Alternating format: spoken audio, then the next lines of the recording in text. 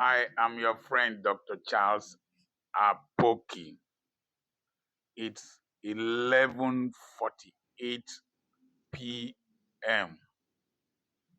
I have been monitoring events in the country vis-a-vis the terrorism that is plaguing our nation. After the abduction of 20-something girls from Kebbi State, there was a live transmission of an attack on a church in Kwara State. Just as that was settling down, there was an abduction of members of staff and students from a private Roman Catholic school in Niger State. And there are some issues that have arisen. Number one, in Kebbi State, the governor said that a few minutes to the attack and abduction of the students in that school, that the security men, the military guards that were stationed one towards just if there is a school in the northern part or southern or eastern or western part of the road, were withdrawn. And he is insisting that he wants to know who gave the order for the withdrawal of the security personnel. There have been allegations that there are collaborators in the military with these terrorist organizations. And sometimes some people have also given excuses that if 300 terrorists are coming with motorbikes and there are only 10 security men, that they would prefer to withdraw instead of losing those security men. That is a sign of dysfunctionality. It is a sign of unpreparedness to combat terrorism. It is a sign of how will I put it? There was a safe school initiative that Gordon Brown and several other people put in place in Nigeria. They donated money after the abduction of our girls from different parts of the north. But listening to security experts, there has been no funding for the Safe School initiative since the advent of this administration. And people are spending money frivolously on things that do not affect the lives of our citizens. We keep borrowing without seeing the results. So, number two, in the Ereku abduction attack on the Christ Apostolic Church, the police report is totally different from the report of eyewitnesses. The eyewitnesses said that when the police eventually responded, that it was tear gas canisters that they were shooting. And that goes to confirm what I heard from a security personnel, that when you see policemen in our roadblock, roadblocks with tear gas launchers is a sign that there are not enough rifles to go round. That's why they are carrying tear gas launchers to roadblocks. So those policemen that went there apparently were ill-equipped, and so they were shooting tear gas canisters just to show presence. There's a place somewhere I'm heading to. The abduction in Niger State, the governor said that they had intelligence that the schools in Niger State will be attacked by these evil men. And so they instructed principals of schools and proprietors of schools not to open schools because that Roman Catholic school is a private Roman Catholic school organized by an Irish priest. And that the principal opened that school and traveled to Abuja, contrary to instructions of the state government. And that the bandits, the terrorists came and abducted our girls, our students, and workers and carried them away. There are a few things we need to note here. The closure of the Unity schools, some reports say 40, others say 47, is a sign that we are giving to the terrorists that they have the initiative and then we are reactive. If it is true that security-wise we can close down the schools, but there should have been an attempt to nip that imminent attack in the bud by taking the battle to where the bandits, the terrorists are, attacking them before they attack.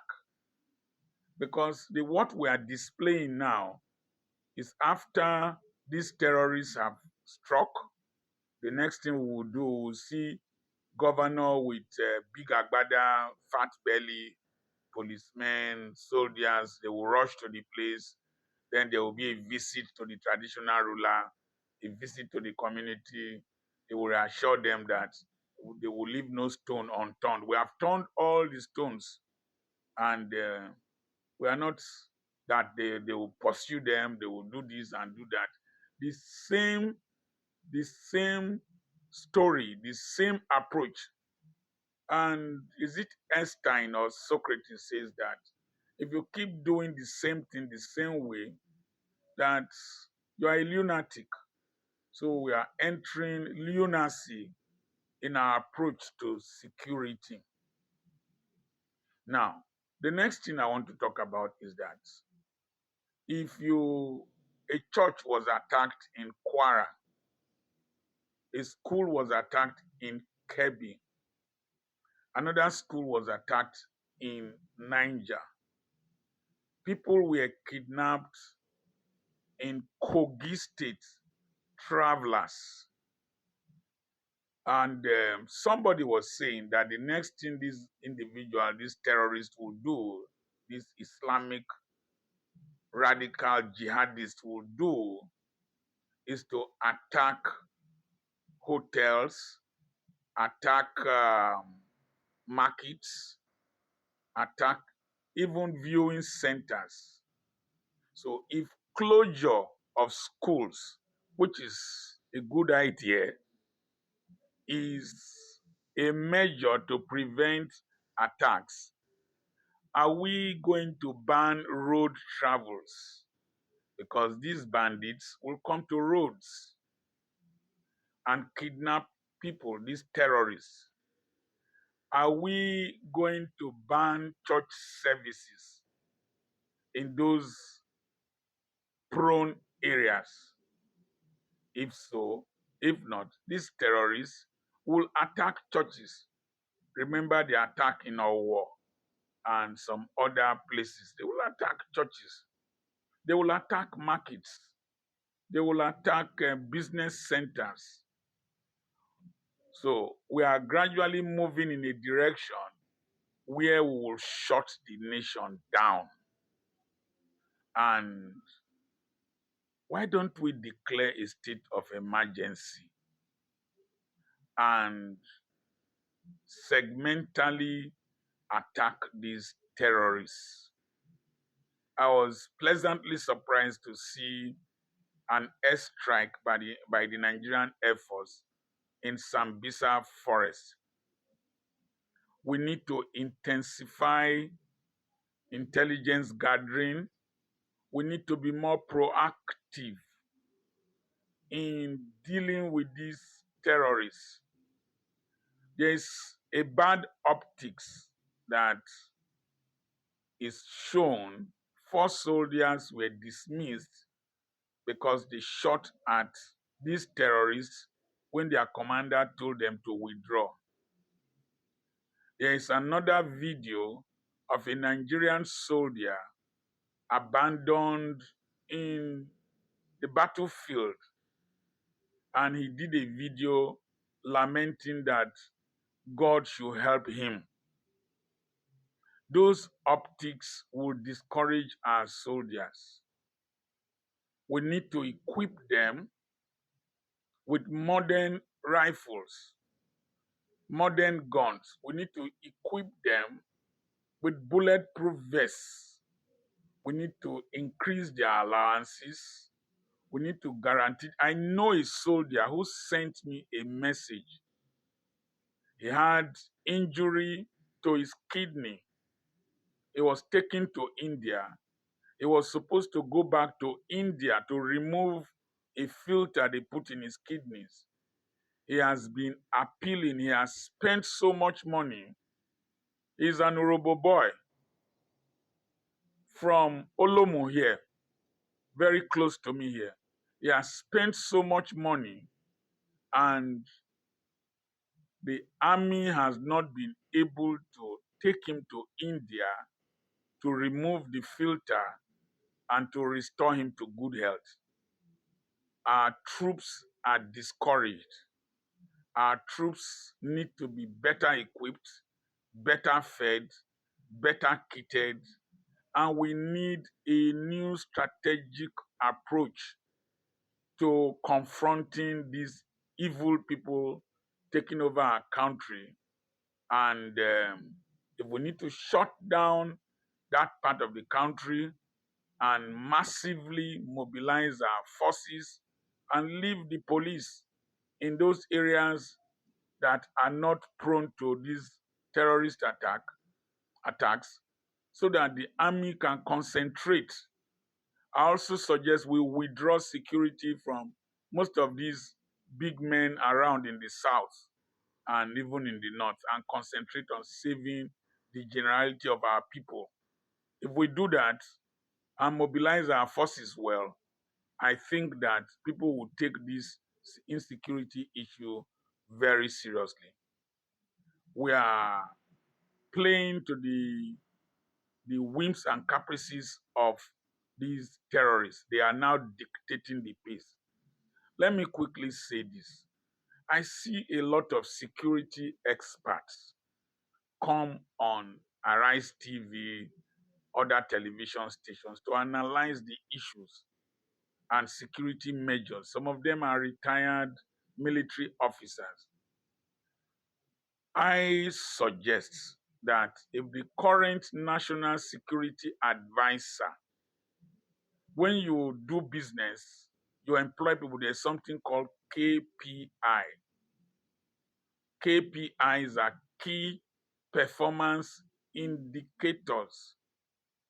If we do an analysis of the performance of the national security advisor to the president, we will find out that we have not had the results that we needed from him, why don't we constitute, when Donald Trump said he wants to strike at the terrorists, he said he was informing the War Department or War Department. Why don't we constitute a War Department, because we are at war, that will cancel the president instead of just one man that is not producing results as national security advisor, because it is affecting every person currently. We need to get the right equipment. We need to get drones. We need to get reconnaissance planes. The Tokana planes, I don't know if they are the ones that are being used now. One other thing is this fire brigade attitude of telling the Minister of State, former Governor Matawale, to move to Kebbi State. How many places is he going to move to? He was governor of Zamfara State until 2023 ending or elections. Was he able to stop terrorism in Zamfara State? Zamfara State is still a hotbed. So he's moving to moving to Kebbi State. It's just show. Just I saw him arrive with a private jet, expecting a guard of honor, instead of immediately going to a cabinet. You are expecting guard of honor for what? All those ceremonies. Meanwhile, the minister for defense has flown to Dubai for the air show without sitting down to deliberate and strategize on how we can end this insecurity in a short time. We need to take the initiative. We need to take the battle to these terrorists. Enough of the excuses, enough of the explanations, enough of the buck passing, enough of accusing um America of coming to take our minerals and all that, and denial that there is no genocide. Nigerians are being killed, are being kidnapped. So even if it is not genocide, there is genocide against Nigerians, and we must act. I remain Dr. Charles Apoki. God bless you.